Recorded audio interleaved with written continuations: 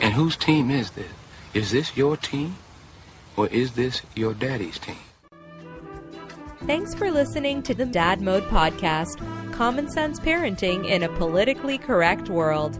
Here's your host, Andy Carlson.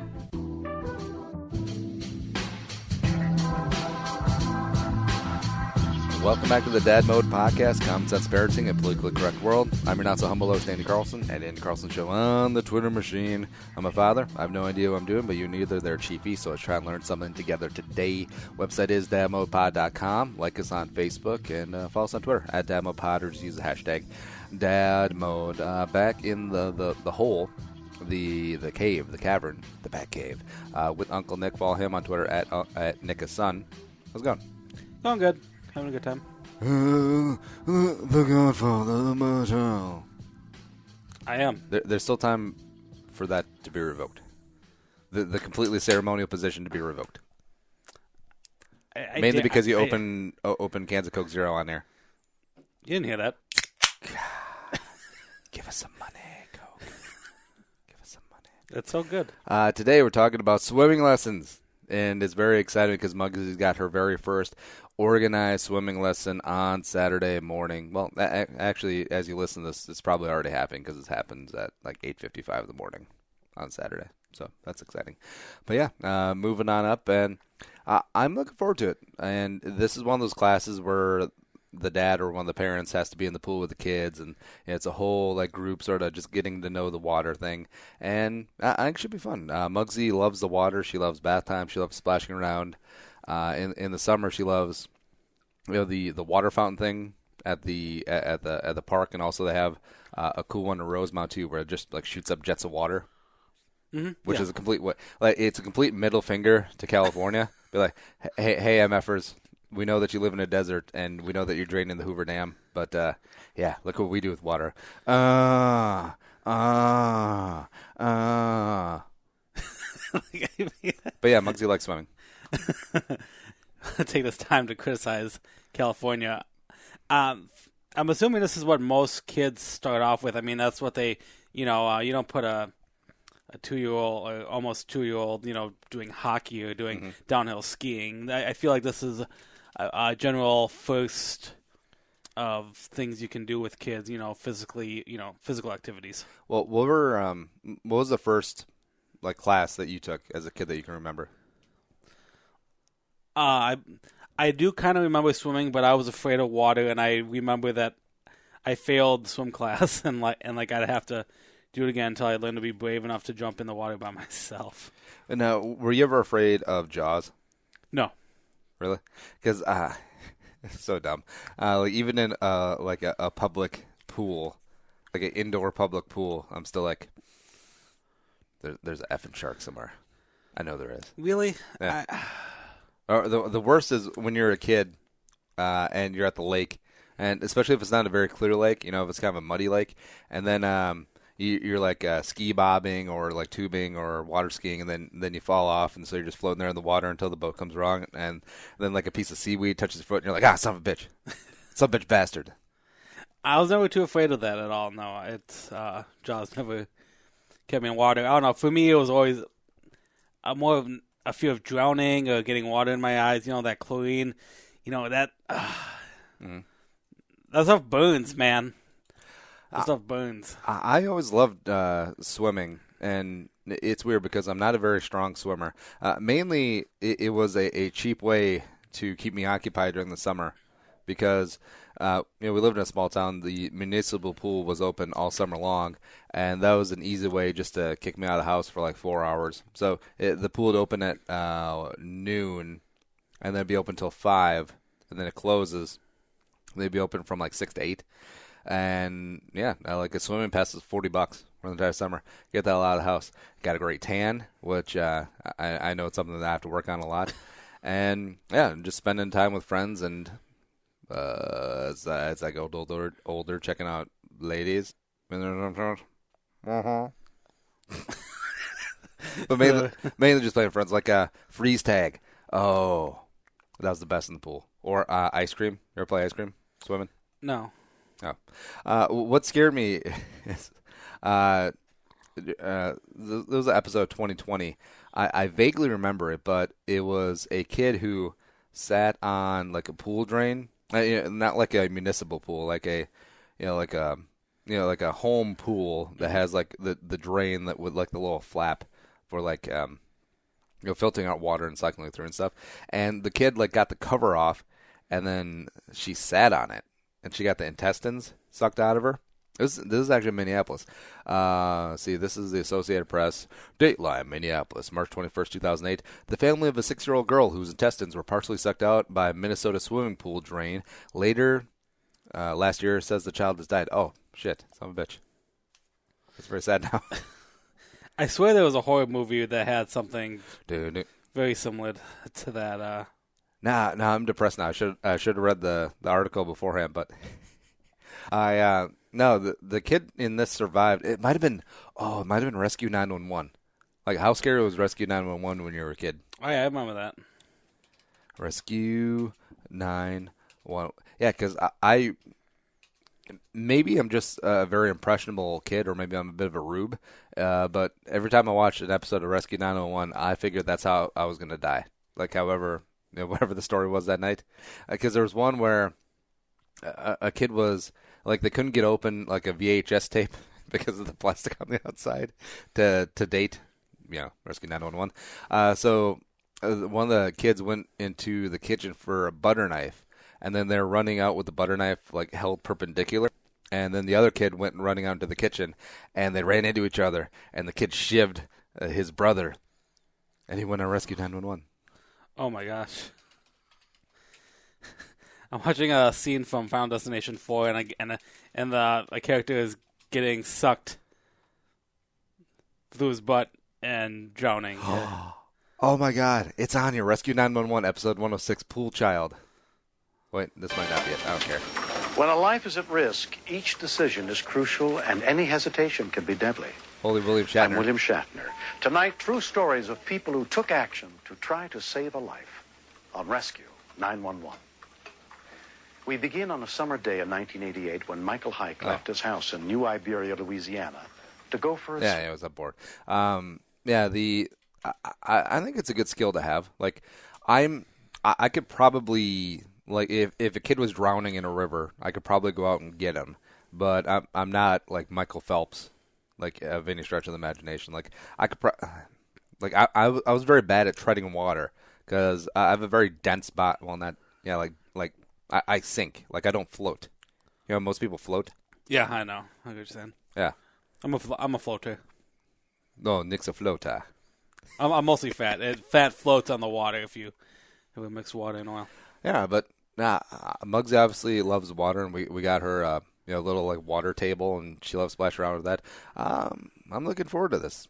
And I know this is just the tip of the iceberg when it comes to kids' activities. And, yeah, I do see a lot of parents where their kids are like 7, 8, 9, 10, 11, 12 years old and, up through high school if they play varsity sports where the entire Saturdays are sucked up.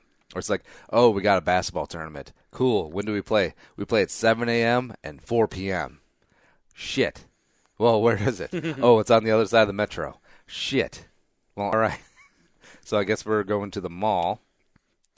Oh, no, my coworkers, all their kids, their kids, I ask them what their weekends are. Oh, well, so-and-so is doing this thing, so-and-so is doing that. But with Mugsy and this thing, I mean, we're talking... Special moments. We're talking, she's not even 2. This is an adorable learning experience. I mean, there's going to be other parents, kids there. I mean, this is a good bonding. She can make friends at this thing. I mean... It's fantastic, but I mean, it's I never realized it would be so young. I'm sure there are kids younger than her going to be there. Oh yeah, I'm guessing this is mostly just a floating, like introduction to floating, such what it is. But yeah, we got her a nice little swimsuit and cool goggles and stuff, and we were looking for a swim cap. I don't know if that's important, but yeah, we couldn't find one. Interesting.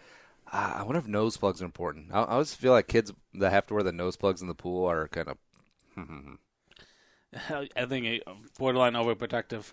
Yeah, it was. Are you gonna put suntan lotion on her inside the pool? This program it's indoor pool. Stories of rescue. We should get burned from Are the you going to? One call you will hear are real. Agent Caden Whenever gonna do possible, something? the actual people involved have helped us Just for reconstruct shits, this is the the intro events from as Rescue they 911. happened. This is the best show ever. Dun, dun, dun, dun. Oh, it's on. William Shatner hosted. Yeah, oh, Robert Stack was the host of Unsolved Mysteries. That scared me. Just listen to his music. It's intense. It's amazing. And also the random military helicopter. Like, what was this, MASH? Oh, little preemie baby.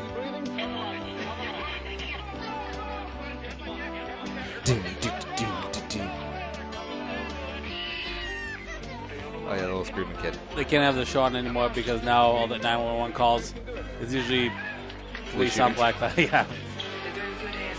Oh.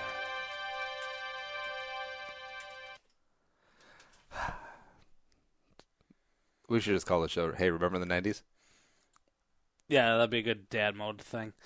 So with Mugsy and swimming, in the pool, will this be your first time? First time in like a pool, yeah.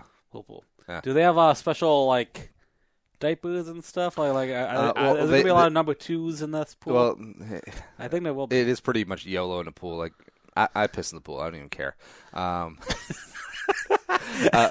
They do have something called water diapers, but basically they're just like extra absorbent. A lot of young kids just wear regular diapers out there, and it's as long as you're not leaking number 2, or if you're not letting any floaters out, you're pretty much fine. But I feel like everyone understands that pools are disgusting, especially hot tubs, and like the chlorine, like keeps it relatively sanitary.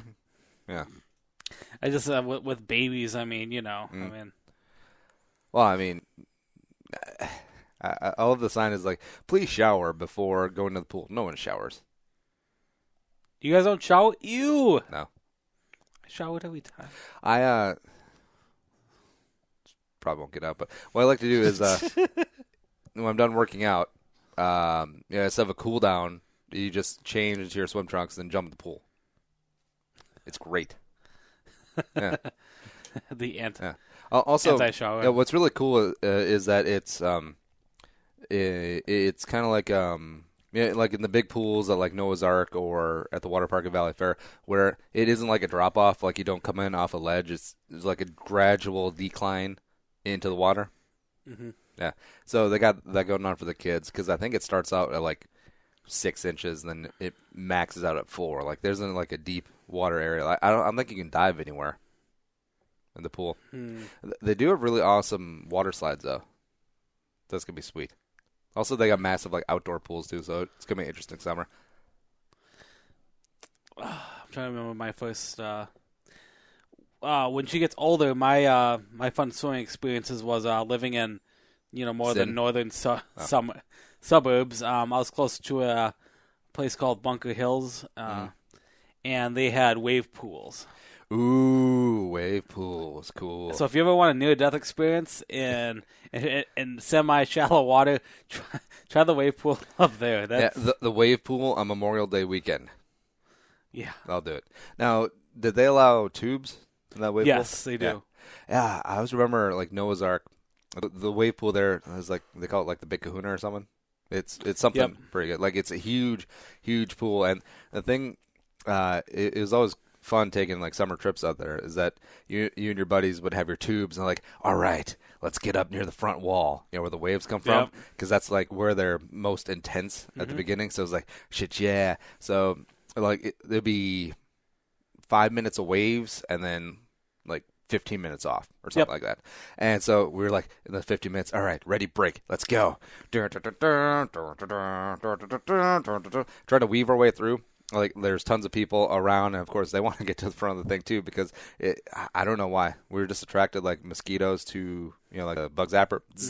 And so we finally got up to the front, and then I remember everyone up at the front hates it because it's like too intense, and there's nowhere to go. There's only a sea of bodies behind you, so all you gotta do is ride it out or die.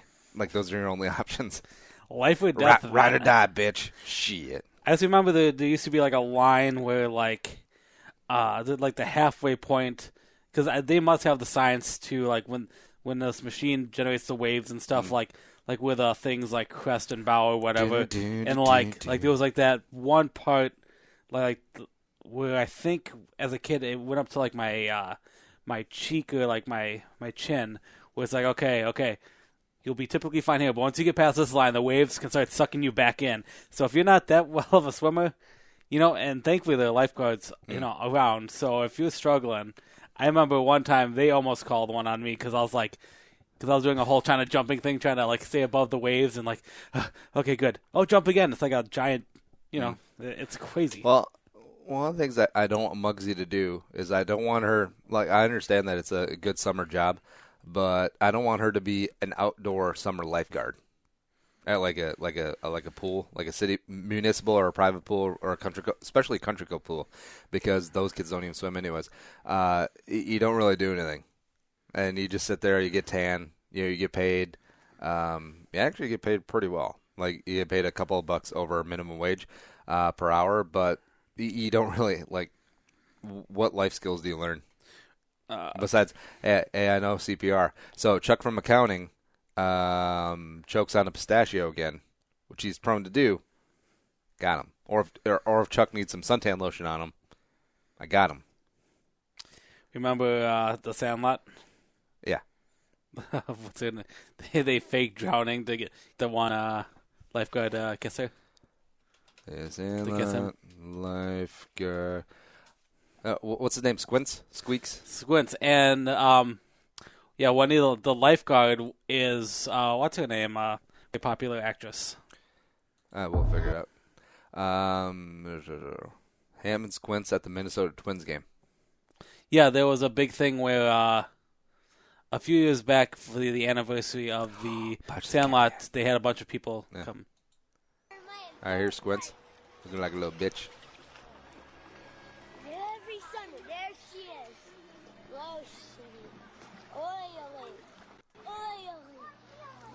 And one day, it became too much for Michael Squints Polidorus. Marley Shelton.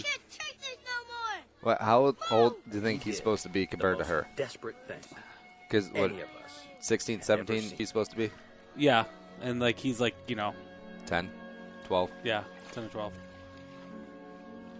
All right, there's Squints getting out of the pool with his stupid nerd glasses. What's he doing? Going to the deep end. Getting on the thing. Marley Shelton. 3 summers of this, I think he finally snapped.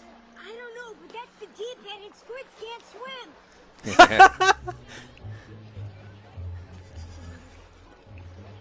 Put his glasses away.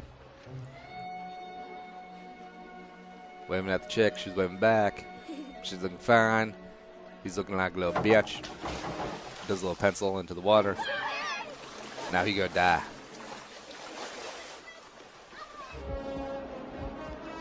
He takes his glasses off. And she's diving in. She's actually doing something, unlike most lifeguards. I wonder if he's actually... Ham, you got the BT's bouncing, man. It's no bueno.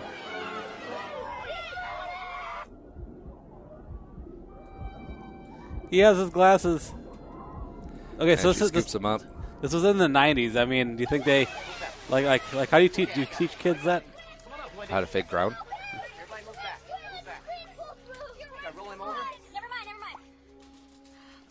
And she's going in.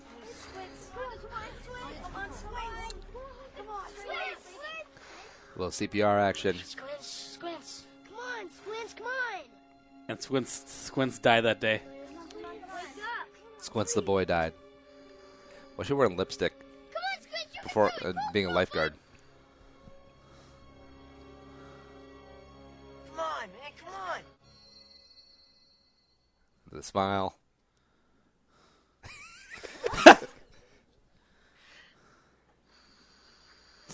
And there it is. He grabs. This is actually assault. Yeah. It's actually assault. Oh no, she's assaulting him.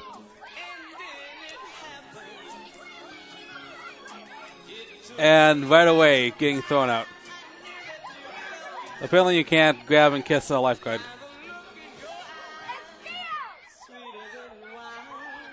This magic moment. Oh, they're getting all their clothes thrown out. Yeah, so that's lifeguard actually doing I think there's a part at the end where like she like waves at him at the end or something, but that's so funny. Yeah. Randomly, here's the intro to Unsolved Mysteries. Now this was some freaky ass shit. Oh, the show the music used to scare me because they would do like murders, which I was okay with, but then they did ghost stories or weird alien stuff. Yeah, like they showed Stonehenge, crop circles. And then the scariest would be obviously Robert Stack. Lost Heirs Wanted. They did solve stuff with that show though. Like after airing, like it's actually like people actually would call in and be like, "Hey, I think I know this missing person, or I know where this person disappeared to." We should bring the show back. They had reincarnations in 2000s, but I don't think it lasted. Look at it. Ghostly. Hello, I'm Robert Stack. I was in an airplane. Yeah, so I'm looking forward to Mugsy's swimming lessons. It's, I mean, as I said, this is the most common thing that kids start with. I just don't want to be the most fat dad. Like I'll be in the middle. Like I understand that there will be some dads that'll have like the stupid like man bun and like the tribal tattoos and be in like really good shape because they're 22 and their kid is 4. You do the math. But I just want to be in the middle. Like I want there to be at least 1 or 2 like giant beer gut, like a 17 handicap golfer, like fat ass dad, just like beached like in front of me. That's all I want. I think they're all Asian dads. Is it strictly? That's what I asked. Is it strictly dads and kids, or? No, I'm sure there'll be some moms in there, but yeah, this is the class that the parent has to be with the kid. Yeah, because it's like under 4 or whatever it is. Which I think is a good thing to do. I mean, obviously to be there. Would both of you be in there, or just one? Just one. Okay. Because Crystal's not a member. Ooh, zing! In your face. Is this affordable? If you don't mind me asking. Oh yeah, I mean it's part of Lifetime. Okay. For the 2 of us, it would have been $122 plus 10 for Mugsy, so $130 a month, and that's not bad considering we go a lot. And Mugsy loves the childcare there. Of course. And how often is this going to go on for? It's kind of weird is that there's no set end date. You just keep going until they get it. Okay, because I know a couple of my coworkers, they have a young daughter, and they did swimming lessons through, I think, a school, and not through Lifetime and stuff. And like, I think they had to pay something, and then it's like a 8 or 10 week course or something. So that's really cool that they can go in segments, and it seems pretty affordable and something everyone can typically do. Yeah, I'm just waiting for. All right, so this starts swimming, and then tennis, and then soccer, and then hopefully basketball, and then maybe MMA. Well, only MMA if she's good. Like, nothing would be worse than the parent of a bad MMA kid or Brazilian jiu-jitsu kid who just gets their ass handed to him every single weekend. Well, what do you see the next sport? I mean, not I'm calling this one typically a sport. I think this is more of a the next kid sport, starting an activity. What would be the next one? I mean, obviously, I'm thinking this is like the main one for babies, toddlers. Obviously, I think lacrosse is going to get big. Yeah, because it's really big in the Northeast now. It's starting to spread out a little bit, and as more parents take their kids out of tackle football, that's a topic for another day. That they're starting to get more into lacrosse because it has a lot of the same principles, doesn't have the amount of contact, and it's like a nice in between for soccer, which is boring as shit, and football, where equipment's really expensive in football, especially at the youth level when the parents are buying most of the stuff. But lacrosse, you got a helmet, you got a stick, you got a couple pads, and a ball. That's it. Not too bad. No, the sticks are kind of pricey though, for what I'm told. You can make one. The Indians made them. Sorry, the Native Americans made them. Indians made them. Yeah. They have special rules with like stick size and stuff. Yeah, it's kind of dumb. They should open things up. They should allow tackling in lacrosse. Yeah, but how young will she be if she starts doing lacrosse? Do they have them? I don't know. Like, we're talking like maybe school aged. Sport or something. I suppose I have to get her started skating at an early age because I want her to be able to skate. because I'm the only person in Minnesota who can't skate. That's so funny. Yeah, because like the last time we went skating, we went to like the community center in Egan, and I'm out there like, and like you got 4-year-old kids, wearing helmets because that's smart, just like skating backwards and shit. I never learned how to skate backwards. I can skate forwards, but not backwards. Can you stop? Stopping worries me. In time. Like The friction. Like if you get going pretty fast, like where are the brakes on the front on ice skates? I believe so. Or the back? Or is those rollerblades? Rollerblades are on the back. It doesn't matter.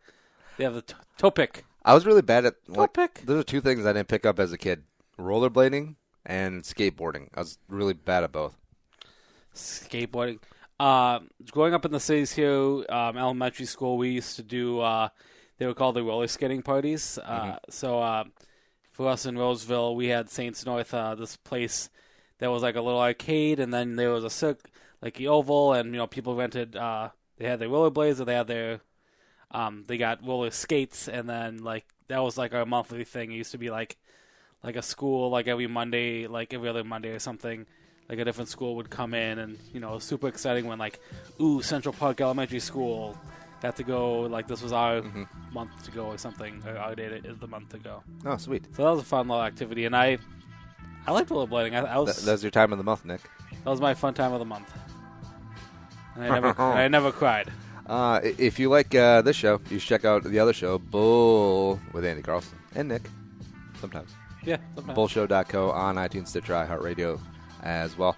This show is available on iTunes, Stitcher, and iHeartRadio. Follow us on Twitter at DadModePod, me at Andy Carlson Show, Nick at NickAsun, and the website is dadmodepod.com. But, yeah, say goodbye, Nick. Goodbye, Nick. Till next time, be a man, be a father, go Dad Mode, and we'll smell you later. Think the episode you just heard is worth $1? Well, send it our way. Visit dadmodepod.com/support to find out how. Be a man, be a father. Go Dad Mode.